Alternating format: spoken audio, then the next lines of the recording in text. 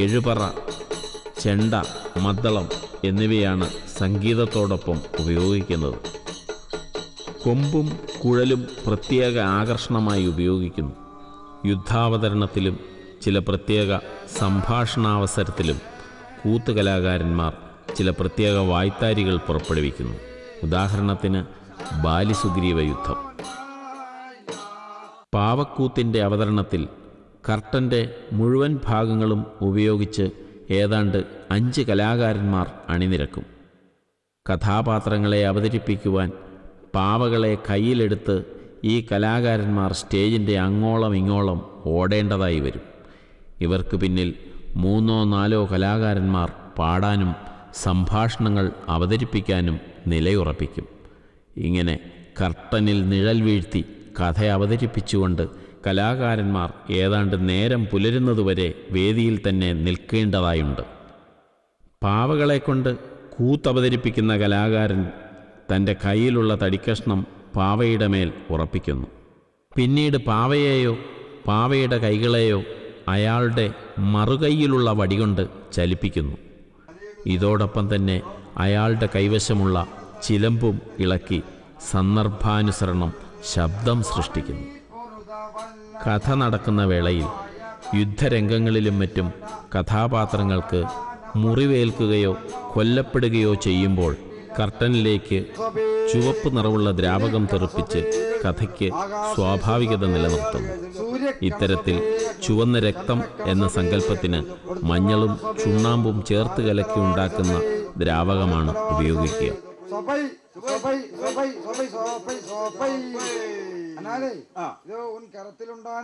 ഇന്നത്തെ പുതുതലമുറയ്ക്ക് ഈ കലയോട് തീരെ താല്പര്യമില്ലാത്ത സ്ഥിതിയാണ്.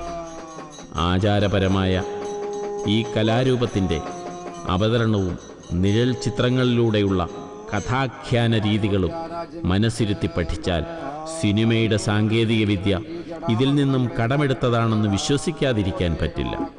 ലോകജനതയ്ക്ക് ഒരത്ഭുതമായി മാറിയ ഈ കലാരൂപം പരിരക്ഷിക്കുകയും ഇവർക്ക് വേണ്ട പ്രോത്സാഹനം നൽകുകയും ചെയ്യേണ്ടത് നമ്മുടെ ധാർമ്മികമായ ചുമതലയാണ്.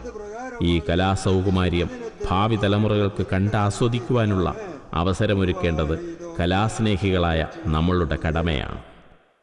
ചന്ദിരക്കൊരു ജയമംഗളം, നല്ല ദിവ്യമൂക ചന്ദിരക്കൊരു ശുഭമംഗളം.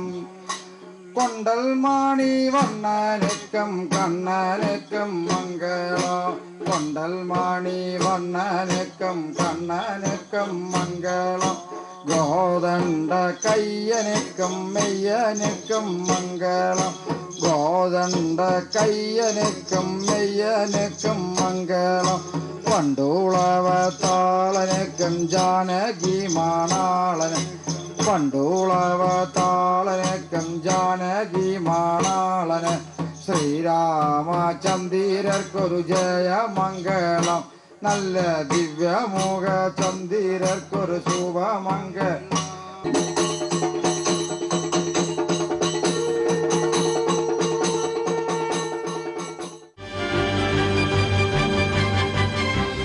വെളിച്ചത്തിൻ്റെ ഈ ലക്കം ഇവിടെ അവസാനിക്കുന്നു. നിങ്ങളുടെ അഭിപ്രായങ്ങളും നിർദ്ദേശങ്ങളും ഞങ്ങളെ എഴുതി അറിയിക്കുക. ഞങ്ങളുടെ വിലാസം: ദ പ്രൊഡ്യൂസർ, വെളിച്ചം, Asianet studio complex, Puliyarakonam 695573. Email വിലാസം openhouse@asianetworld.tv. വെളിച്ചത്തിൻ്റെ അടുത്ത ലക്കം അടുത്തയാഴ്ച ഇതേ ദിവസം ഇതേ സമയം ഏഷ്യാനെറ്റ് ന്യൂസ് ചാനൽ. നമസ്കാരം.